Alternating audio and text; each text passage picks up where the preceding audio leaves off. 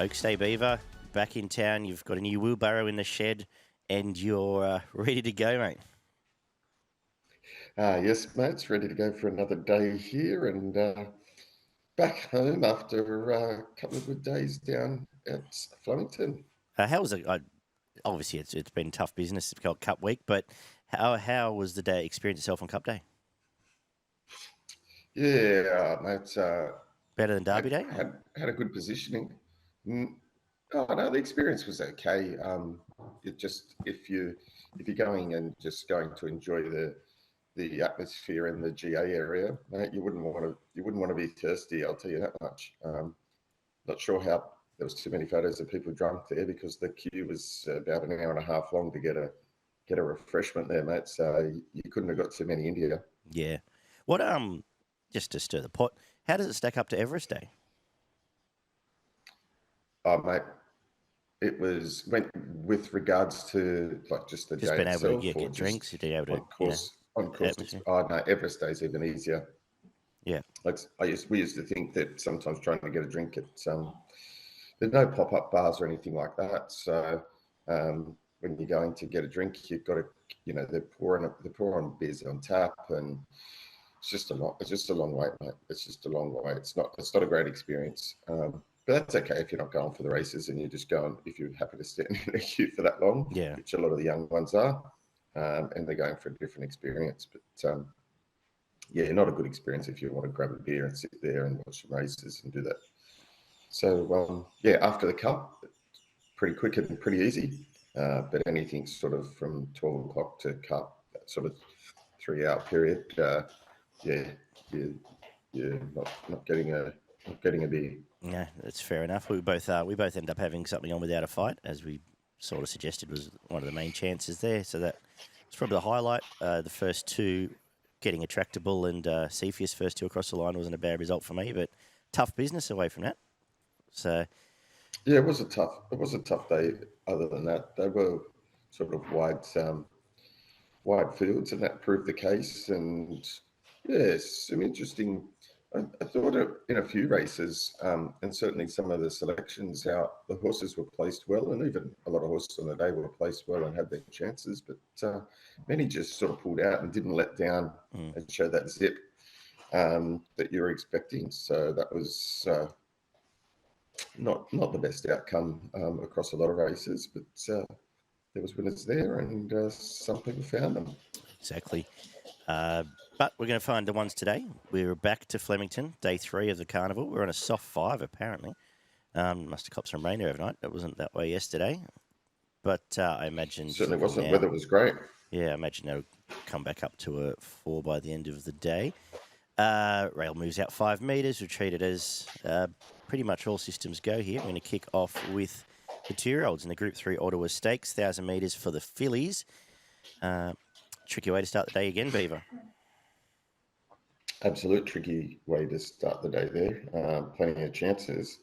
I've narrowed it down to 2, and I'm going for 2 of the race commodities. I've stuck with Arabian Summer from the McAvoy stable. Thought the debut run was pretty good at Caulfield, and I think can show further improvement and run well in this. So we've got it on top, and from the visitor, Caravas, from the Jolly stable, who won its only start at Murray Bridge. I know it was only Murray Bridge, but comes over here. They generally have a horse that goes all right in this, and something out of Adelaide form on Tuesday converted. So they're my 2. And it was only getting through its gears late over that 900 metres too, Caravas. I think second up we'll see better from it. I've gone with Arabian Summer too. I think at the each way price we can still get, I'm going to start the day with it. I liked it as a chance behind that was the main danger to that nice horse Coleman on debut. I think fitness suits. It'll lead in the first, and I think gives you a great sight. But the more you get in this race, there's chances up and down. He got $1 million colt for Peter Moody, who's had 3 jump outs, and even Harper Lee looked pretty good in its last jump out. So not a big way to start the day, but I'll play each way on Arabian Summer. The second is a 1,700 metre, what are we at? Benchmark 70 for the 3 and 4-year-old girls. And I am going to stick with this Sydney horse, City of Light, who just took forever to get going at Kenzo, but once he got into her work in that last couple hundred metres, hit the line really well. I think 1,700 metres suits. I thought we might have even seen blinkers from it from Joe Pride third up, but now it's broken through. Running line run, I think can run well. I found another Adelaide horse as a danger in Fancify. I thought that's been good the last couple. It's going to lead, and the way I've lent to a lot of these races in Savo is there's not much pace in a lot of these. We've seen how that's played out in the last month, and I'm going to go looking for leaders. J-Max on this one, I think it's the main danger. Next best, Starry Iron, who is the class runner and resumed with a kill. So that's how I've seen it, Beaver. How have you lined them up? Yeah, I've gone for City of Lights as well. I thought that was a nice win at Sydney. It comes down here. Third up should be at peak fitness here. Got the right gate, I think, in 11 to posse up, and it can wind up and handle the distance. It's going to be hard to beat. You're right, Starry Ann was a nice kill first up, and Busted and Young were flying on Tuesday. So it can be hard to beat as well. The third is a 2,000 metre benchmark 80. Some of our old faves are all here, and who are you going to tip from them, though? Yeah, mate, I'm going with the McAvoy stable again here, and Tommy. I think he can run really well. Strung a couple of nice runs together this preparation here, and I think it's going to be super hard to beat. I've got it on top from an old favourite, Hennessy Lad. Not convinced 2,000 it does get, but it did run nice over 2,000 by shocking over last start, which was a good run. And the way the pace is in a lot of these races, Daggy, these horses that they can just jiggy jog up front and just allows them to be able to run those distances. But carrying 62 over 2,000, I won't let it get under any guard because it's just a good horse. I'm going to, again, jiggy jog, as you mentioned, I'm going to back the 2 leaders. The first is Hennessy Lad. I'm saying, obviously, that shock 'em over will be, what, $1.70 here in this race? Yeah. I'm saying the second it stacks up well. It's going to roll over from that outside gate and grab control, and it's going to ride shotgun with a horse that finished alongside it last time, and that is Daiquiri. As you said, stable flying. They're both at a nice each-way price. I'm going to back both each way. And I think I can get a result out of that. And then I went looking for some complete different form and found the one down from Queensland in Little Mix. A couple of okay runs at midweek Sydney level, up to Queensland, soft kill, down here. As I said, just more banking on complete different form. There's other chances. You mentioned Tommy. You've mentioned, I think Hoops is starting to go for a grades nicely, but I've just taken, as I'm going to do for the rest of the card, and as I've mentioned, the pace factor up front. Race 4 is the mile Inglis Bracelet here. And look, either of these favourites wouldn't shock me. I'm sure you'll probably tip one of them in purple. But I'm going to look to the 2 leaders again. I think Our Empress Zoe is going really well. I think the 2 that have drawn outside of the pace, Our Empress Zoe and Shandon Burge will tag along with it. If they cross, they're going to walk for about 1,200 metres. They're going to kick, and I think they will be right in the finish. They'll be leading at the clock tower, and if they can hold on, can give us a sight both at, what are they now, $7 and $10. That's the way I'm going to play. Our Empress Zoe from Shandon Burge, who does need a win, but just gets a nice tag on the back of her. Again, Foxy Frida wouldn't shock, obviously, back from Group 1 on a quick backup, but how have you lined them up? Yeah, I like the form of that coming back from the group class to this. This is an ordinary race. This is a midweek race here, and a horse that has done what Foxy Frida has done. This just lines up good. 2 starts back, ran third behind Wishlaw. Lass at Caulfield has won at the track here, goes well distance. And this looks an ideal target here, handles all sorts of conditions. Clear up top for me, and I just think it gets a sitting shot on these from the draw. The 5th is 1,000 metre Mumm Stakes, a listed race, and we've got a couple backing up on the 5-day backup from Saturday. How have you seen this, though? Yeah, interesting race here on the backup for a couple of these. Look, I got to tip Spacewalk. That was a great win on Saturday. And if it's backing up here and taking no harm from that run, I think it's super hard to beat again. This time over the 1,000, does have to come back that 200, but hopefully sharp enough. And how do you go past the Jim Sahale? It went quick, and they only just got it in the last 50, 75 there on Saturday, and this is over 1,000. So it's gonna come out. It's gonna fly down the straight again, and again, if it's eaten up and ready to go, it may lead these to Merry Dance. So I think those two hold the key again here, and I'd be backing those again. I agree. I've got Spacewalk on top. You've covered it off well. Look, it was a brave ride from Jamie Carr not to pull the trigger too early chasing as well, but they did gobble up Najim on the line. It runs well again, as it always does up the straight. I think they can fight it out. Cannonball has trialled sensationally this time in. Disappointing the price, so it's been priced off those trials. If it had been a bit longer, I think I could have got excited. Wouldn't surprise me if it won, but I wish I'd got a little bit longer. I'm going to stick with the hard fit ones and what should be a strongly run race. Plus, Cannonball might just be a cat. The 6 is the Country Cup final over a mile, and an interesting race. They've come from everywhere here. I guess the key lead ups through that Geelong race, and I'm actually going to stick with the winner out of that Euphoric. That was a pretty good resumption there. Zara has jumped on, who's a former rider of the Carnival at the moment. Nice gate, gets to chime in here, lightly racing. It's going to run well again. From Von Hawk, who's been scratched. Was scratched, but was the main danger given the ride it was given last time out. Left with Dashing, who's over the odds. It'll go into the quaddie for me, as will Belthill, as will Poison Chalice, who is flying for your mate. Yeah, and I've got it on top. Poison Chalice, it's flying at the moment.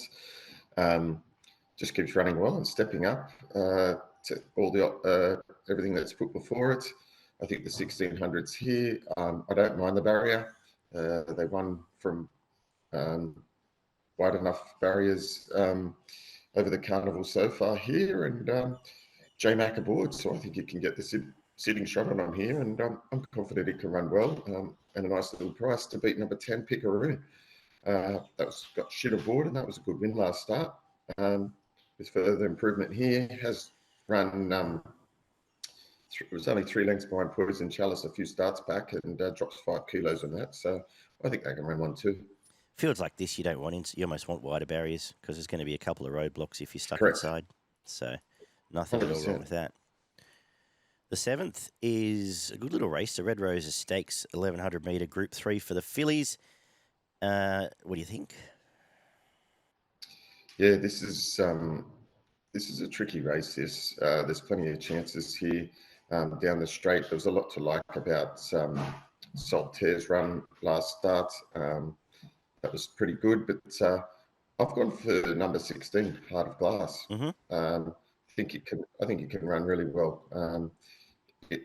Its only start, albeit at Ballarat, but it won by 5 lengths, and that was over 1,000 metres on rain affected track, and it was in a fast time.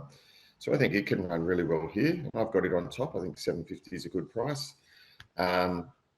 The main danger, again, I'm going for the Jolly Horse, number 14, Avatress. I think it can run well. Only had the 2 starts, won them both.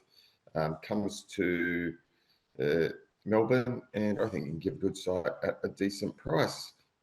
Anything around that, maybe number 5, App and Girl. Stays here, ran well, and I wouldn't leave it out at 20s. I'm forgiving that first up, yeah. You know, if you have backed it first up at 16 or 20 to 1, you may as well see if you can get something out of it. Absolutely. The amount of times these horses start off favourites in good races, in an open race, and then improved second up is amazing. And you've gone from $2.80 to $20. Absolutely. I am going with Sydney form, though. As you know, I was keen on this through that Princess Series, where she ran okay. Mumm by Muse, who's come down here, ran okay behind Tis Invincible. Had the soft kill, finally broke her maiden, gets the outside gate now. I think you'll get better. I think you might get $6 or $7 here, and I'll be with her again. Really love the winner, Saltier. I'm going to make her the main danger, the second of Saltier at the Valley. Going to make her the main danger. Not that I'm going to steam in, because as you said, I think that Heart of Glass might have a motor and could be a real proper horse, so looking forward to seeing what she brings. And you mentioned Aviatrix as well, another one for the quaddie that will be on pace and run well again. The feature is the Kennedy Oaks, 2,500 metres, Group 1 for the fillies. And this is one of the better Oaks, actually, I can remember, at least most competitive Oaks. And after flipping and flopping, I've decided I'm just going to stick with Gay. I'm going to back the 2 Gay runners. They're going to roll across and lead, Tropical Squall and Amazonian Lass. I think they will take off about the 1,000 and make this a staying contest. And if they're tough enough, which generally they are, they'll fight out the finish. So I'm going to go Tropical Squall from Amazonian Lass. Zardozi speaks for itself. If people like it, I would never talk them out of it, because there's a great Oaks trial, as was the run of Athelflaed behind it. That was only just warming up late, and will run well here. Other bits and pieces. Harlow Mist has the New Zealand breeding, which always stands up the further you get out. But what do you think? Which one's going to lead with the Gay horses? Both of them.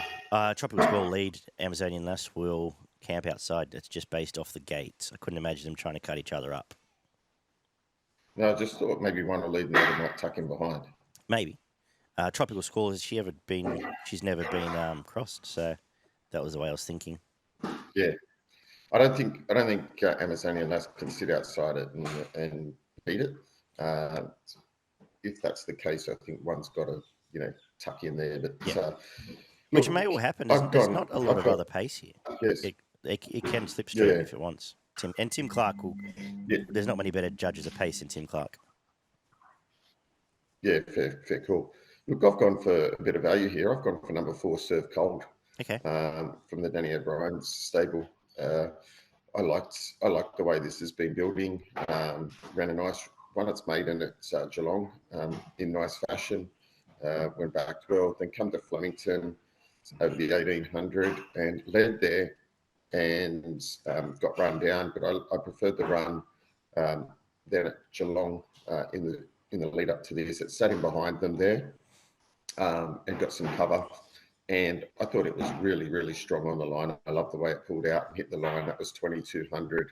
I think it's got the win at the furthest distance out of all of these horses. I think you don't have to be concerned about the 2,500 here. I think you can get across and sit, hopefully, sort of 1 out, 1 back from that gate or 2 back. And if there's any chinks in horses being able to run this distance, I don't think there's one in this. So I'm keen on it at the $10. I think it ran really well. To beat Zardozi, I thought it just looked like I was a bit confused by the run there. I just thought J-Mac just gave the other thing. He just mistimed his run there. Yeah. I don't think he thought Amazonian Lass would stick on as well as it did. And he just got himself caught a bit short, but it was probably, a couple more bounds past the post. It probably wins the race. And, backing up here, I think you've got to assume that it's done well and is ready to run well in this, and this is probably its target. So they were the 2 that I'll be backing. The other tick was Serve Cold, and you asked about the pace earlier.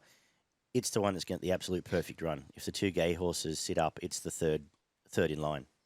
It's going to pop in straight on the back of Amazonian Lass and just have a perfect run. And, out of an O'Reilly mare, she'll stay. So, good call, Beaver. Maybe that's the way to go. But as I said, I'm leaning to the pace up front there. So, that's maybe a clear trifecta instead.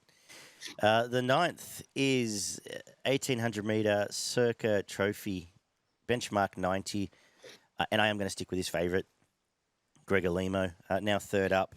2 good runs in Australia. It just finds the right race to win. Gets a lovely run. Can be on pace if it so chooses. May almost lead this or sit off the back and reset the Jazz. On top from Holy Mans, who's come down from Sydney. That was its best run last time, chasing an informed horse at the Kenzo. I made next best and more for it from a trifecta point of view. I might throw Soprano Supreme in, just complete DF with Mickey D in the last. But one of the better bets on the card finishing today in Gregolimo for me. Yeah, nothing more to add. I agree with you. Looks to be one of the better bets on the card, and I think if you either way, if you've got some money, you can extend it there, or maybe claw some back because I think this is going to be hard to beat. Beauty. Would you like the Oaks Quaddy here? Yeah, no worries, mates. Oaks Quaddy for the Beaver, starting in race 6. First leg, I'm going number 2, Euphoric, number 8, Poison Chalice, number 10, Picaroon, and number 6, Rogue Rocker.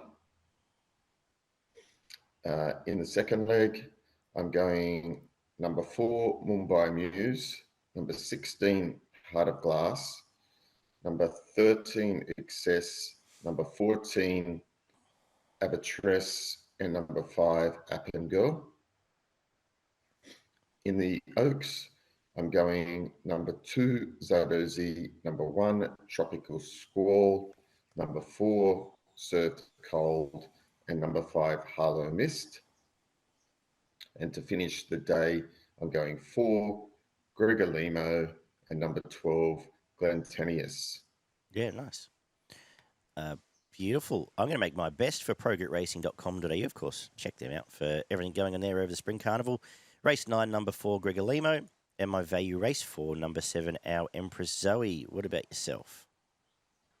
I'm going my best bet, because I'll go different to you. Race 4, number 2, Foxy Frida. And my value bet comes up in the Oaks. Race 8, number 4, Served Cold. Beauty. We're also racing at Hawkesbury, which I'd done the form for, but we're going to whip through because this may well be the worst meeting we're going to talk about in the history of the show. It's disappointing because traditionally we head out there, Beaver, but it's not much to get excited about, to be honest, today. No, not a lot at all to get excited about, which is disappointing. Yeah, usually expect a little bit better card there. What do you got? What's some of your tips, mate? Race 1, number 1, Magneteer, trialled well. I think it'll run well. Race 2, the blue colours, Rhesus, number 8, I think can break through. I think it'll win as well, so Beaver will double down on that with you. Beautiful. Interesting, there is a $1.5 million colt debuting for the Mar Eustace team in Passamar, so wouldn't have to be good to win that, but Rhesus going really well. I think Desi Emperor can lead and win the third. I think Kind Words coming back from the black type race in the 4th, number 10, will run really well. Good call. Set up there, main danger Driftnet. Race 5, Domingo Best Horse, ready now. Hopefully gets a good run, but there's only 2 hopes, that and the leader. 5 from 3. Race 5. 6 in the Ladies' Day Cup. I was going to tip Jojo Was a Man. That is largely off the last trial where it pinged the lids, flew over and led. Scared of New Mandate, who beat it here last time they met at the track and distance, gets blinkers on, and Josh Parr. I think it might be this race that Chris Waller's circled for it from the start, this prep. But what do you think in this feature, given it's the only interesting race in the card? Yeah, I thought that's right. I thought New Mandate here might be the one to beat. Interesting that Waller has targeted this, and I think it might, go well. It was only 3 lengths behind Cepheus. A few weeks back. Last starts, a few weeks back, and then ran close up behind Unspoken. So been racing in some good races here. I think it's set for this. And Josh Parr might be the top jockey on the card. And in the last, I was going to take on the favourite there and tip Zirkin, race 7, number 6, inside gate. Good run last time out, all but one, and just gets control. I was pretty keen on Kirikin from the Waller stable. I think they can have the last 2, Parr Waller. Awesome. Look at that. Why are we wasting so much time on previews? What have we... Have you got any at Ipswich? Matt, I did have a couple at Ipswich. I think race 3, number 5, Zimmer from the Nation stable. I think it's going to be super hard to beat there. And then later in the day in the last race, race 7, number 6, Island Tide from the Van Dyke stable, won last start. I think it can make that 2 in a row. Beautiful. That is a look through. There's not much else going on around Australia. There used to be, didn't there used to be a secondary Melbourne meeting? There used to be all sorts of stuff on this day in years gone past. Yeah, it's pretty light on day. Yes, there used to be second Melbourne meeting. And it's not even Ascot, which I thought there used to be, but maybe I'm wrong. Rose-coloured glasses in our old age. But anyway, who are we to complain about more racing given what we've been through this week? We'll be back tomorrow afternoon, won't we? Lunchtime tomorrow, is that right? That's the plan. Work for you. We'll do Champions Stakes Day, which I'll get stuck into shortly. Get to see Imperatrice back in action and a few others to finish the carnival. Thank you, Beaver. Good luck this afternoon. You're back to it. Looking forward to it. And we'll chat again tomorrow. Good luck this Arvo, guys. And take care.